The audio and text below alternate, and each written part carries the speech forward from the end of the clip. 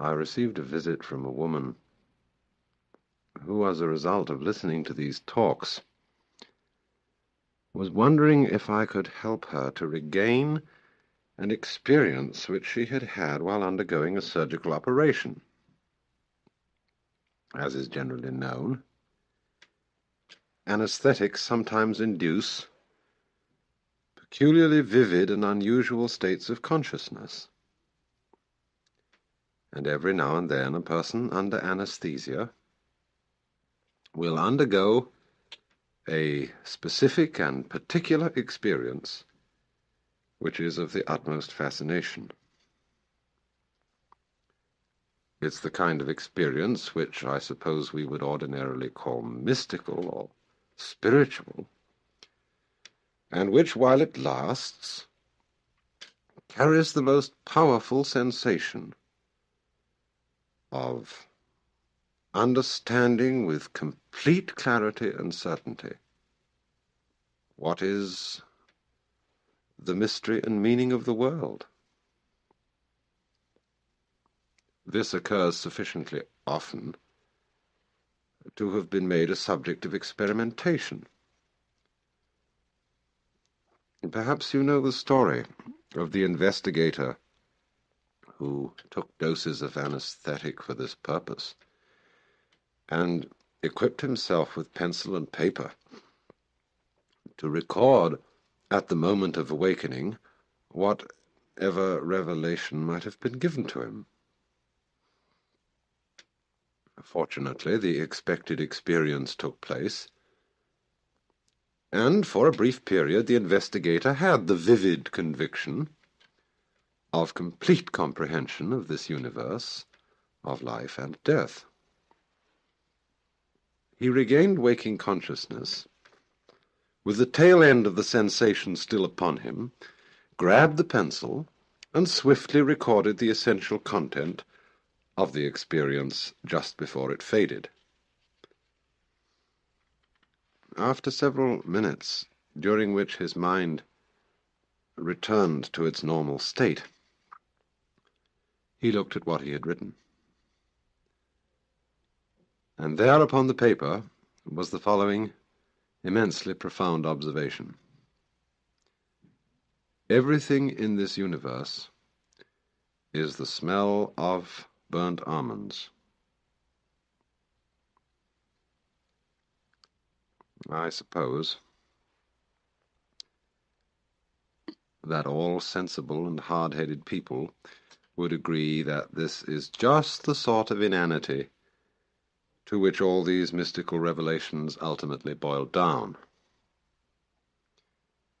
In the clear, cold light of rational consciousness, the seemingly inspired and utter convincing knowledge of dreams, of drug delusions, and of mystical experiences comes down to just this sort of idiotic anticlimax, masked in the poetic or exotic obscurantism of such phrases as all is Brahman or the divine unity beneath the multiplicity of the world. It may sound for a moment as if it meant something,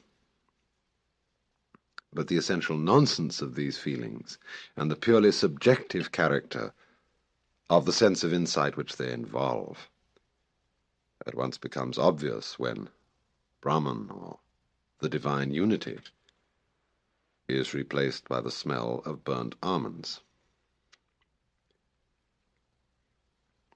We might settle for this conclusion if some of us had not had the same sensation, not under drugs or hypnosis, but when very wide awake. And I, for one, will not quarrel with the smell of burnt almonds as the key to the mystery. I like it much better and feel it makes much more sense than Brahman or the divine unity. For its very banality, its very inconsequential silliness, brings out the real significance of the experience in question. For the importance of the mystical revelation does not lie in the precise nature of what everything in this universe is. It can be God or Brahman or burnt almonds or applesauce or anything you like. Its importance lies rather in the simple sensation of wholeness, in the part of the sentence which runs, everything in this universe is, no matter what. For the conviction which has come to the experiencer is that his habitual sensation of isolation from his environment, from the rest of the world, is an illusion, and that as a corollary, his own deeds and misdeeds, fortunes and misfortunes, are the same process as the changing seasons and the circling stars. And unreasonable as it may seem, this gives him the sensation that his whole life, past, present, and future, is somehow perfectly natural and in order, and that he himself is not just the mind enclosed in the skull, but the total process of the world.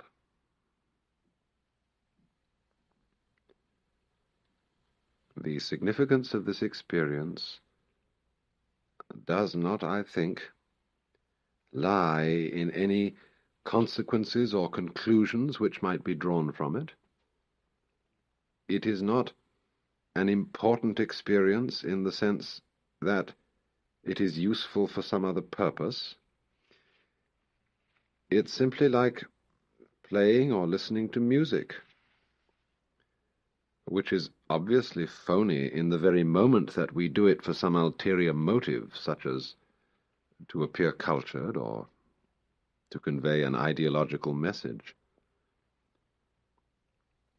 Its significance for human beings is not like that of, say, the second law of thermodynamics, but like that of the Mozart sonatas or the arabesques on a Persian rug. The significance of useful knowledge, like the second law of thermodynamics, is precisely that by applying it, human beings may be enabled to go on experiencing such things as music or love or mystical insight. But what could I say to the woman who, under anesthetic, had once had this experience and wanted it again more than anything else in the world? Go and have another operation? Get yourself some ether, or mescaline, or lysergic acid, or take up yoga, or get thee to a nunnery? There are still other, and much too pat, answers to this question, as that she is failing to revive the experience by the very act of seeking for it. As well tell a starving man that his very hunger is what prevents him from finding food. For once a person has had an experience of this kind, he is gone. It's easier to get rid of an addiction to heroin, or to choose something more natural, to get rid of the love of the opposite sex. No, I could better say something like this. The answer is in the very experience which you have had. Didn't you know then, for certain, with utter clarity, that your whole life, past, present, and future, was somehow, as you yourself put it, part and parcel of that universal harmony which the Chinese call the Tao. I feel sometimes that phrases like universal harmony are so hackneyed, so almost slushy and sentimental, but it's terribly difficult to begin to find the right word for this kind of thing without sounding like Voltaire's Mr. Pangloss, without sort of jumping on this best of all possible worlds business, because the thing isn't like that at all. It's very, very much stronger than the feeling that this is the best of all possible worlds. And the curious thing about it isn't that it glosses over anything, but it makes the most awful things seem that way too, without at the same time making them cease to seem terrible. It's very peculiar.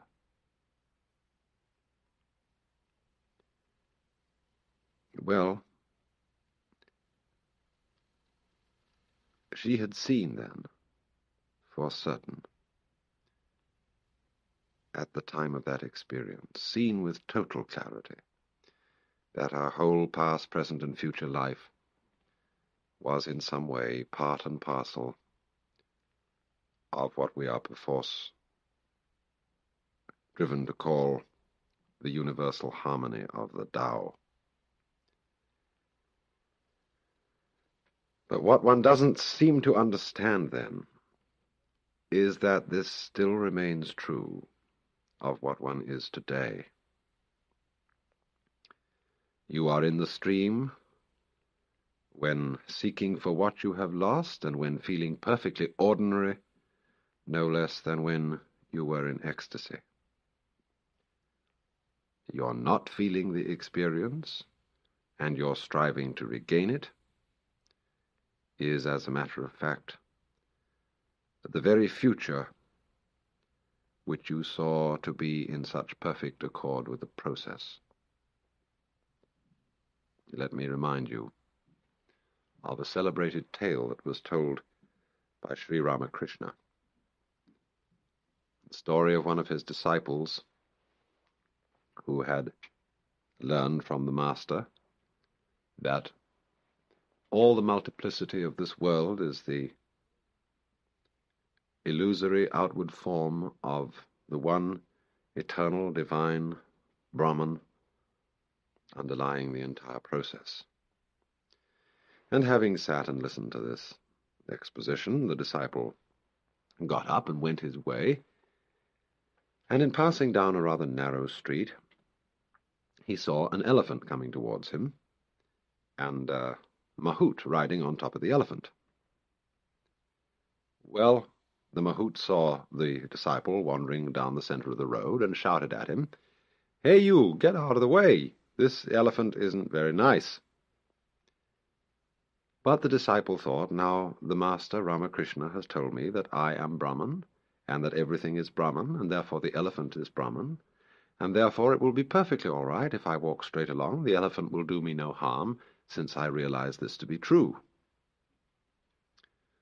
So he ignored the warning of the mahoot, and approached the elephant, and the elephant swung his trunk and swatted that disciple hard and threw him into the ditch where he was scratched with the brambles. Well, he was very upset, and he came crawling back to Sri Ramakrishna and said, "Master, you have deceived me. I understood that everything is Brahman, that I am Brahman, and all other creatures. Is that not so, Master?" And the master said, "Yes, it is so." Well, he said, "I was walking out in the road, and I saw this elephant coming towards me. And it didn't seem to me to be necessary to get out of the way when the mahoot riding the elephant warned me to do so, because I figured that I was Brahman, and the elephant was Brahman, and I could come to no harm." "You stupid man," said Sri Ramakrishna. "You didn't realize that the voice of the mahoot was also Brahman, and you should have heeded that too. So also in this case. The one who is trying to regain the vision is the disciple, and the vision they're trying to regain is the elephant. But the way you are actually feeling now, and which you are ignoring because of your eagerness to feel some other way, that is the voice of the mahoot. And that, too, is Brahman.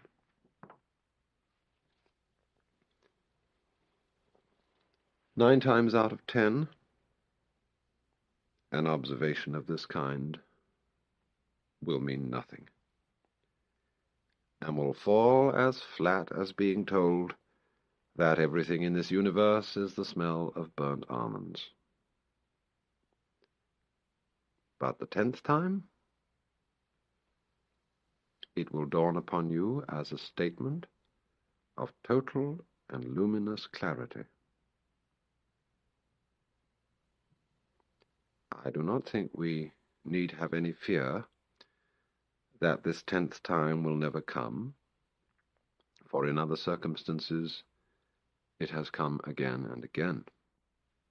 Think back to school days, when with the utmost care your teacher explained over and over the mysteries of percentage or sentence structure or daylight saving time, and you consistently failed to see the point. And then, suddenly, something clicked in your mind, and the principle became clear. There is a Chinese poem which says, "Words do not make a man understand. It takes the man to understand the words."